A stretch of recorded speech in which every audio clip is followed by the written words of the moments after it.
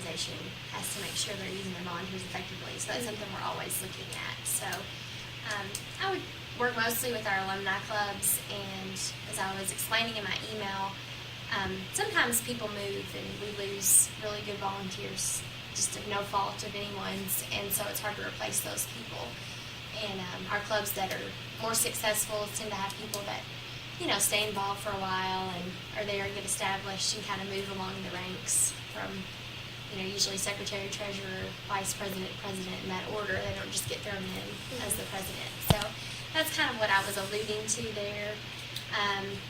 Without volunteers, we aren't successful, and we have a lot of really great volunteers, and that's just something that we have to continue to make sure that we're doing effectively is plugging them in where we need them. So.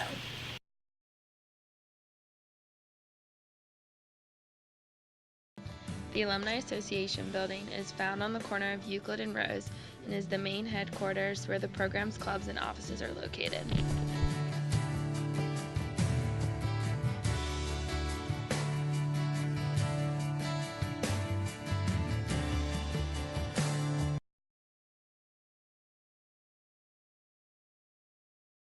A lot of them have game watch parties for football and basketball games that bring alumni together. A lot of them will do community service projects, and usually there's a chairperson that's a volunteer that will lead that effort. We also work on behalf of the university in the out-of-state alumni clubs. A lot of them work college fairs for UK, so that's when the admissions office can't get somewhere, we send an alumni volunteer to go work the fair, so they're in charge of making sure that, you know, the table is set up, that they have enough materials. We send them the materials, kind of being brushed up on what's, you know, some talking points that they may need to say to prospective students and their parents. We also have a lot of alumni clubs that host student send-offs in the summertime, which is where they organize some type of an event to send off the students that are coming to UK in the fall. We do that for a few reasons. Just for first is just to show some goodwill to students from the area that are coming to the university, and then second of all, we hope that they'll remember that when they graduate and when they come back. Going to Wildcat Wednesday is awesome because it's free and convenient, and nothing beats free donuts and coffee.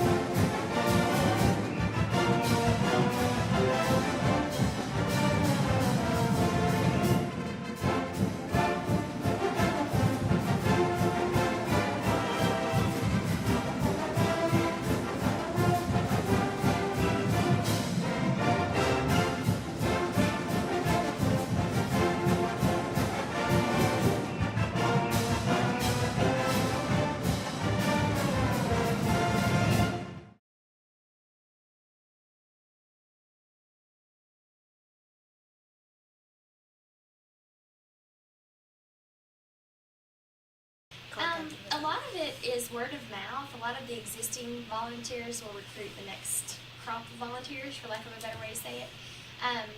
We also, from time to time, will do reorganizational meetings or just interest meetings. For example, we might see an influx in a particular area and think we need to go in there and just, you know, regroup and gather everybody and just talk about the possibility of having an alumni club there.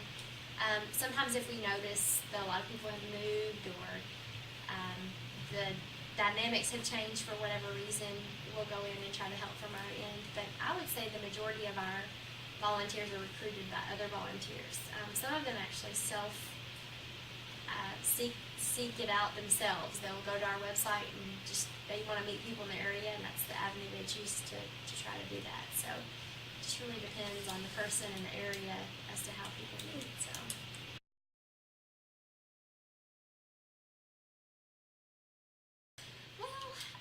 don't think you can ever solve it completely.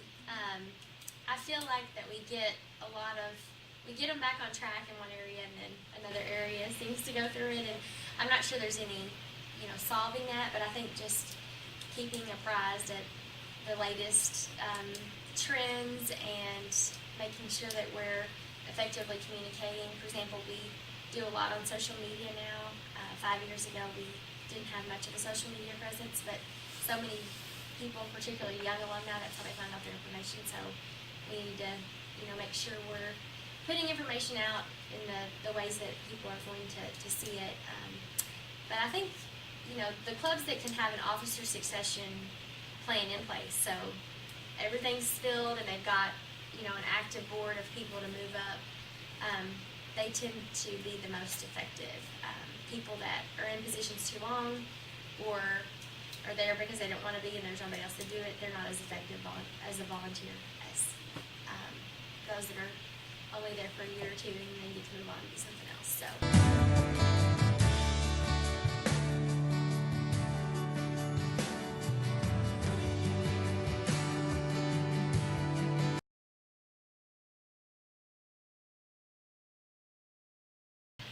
Honestly, our job is to keep alumni connected to the university, as simple as that sounds.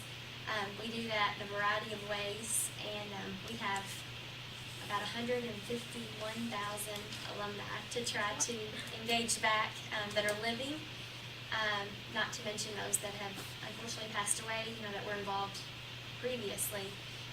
But we just want to make it better for the next generation of students and hope that we can offer alumni some reasons to stay connected to the university.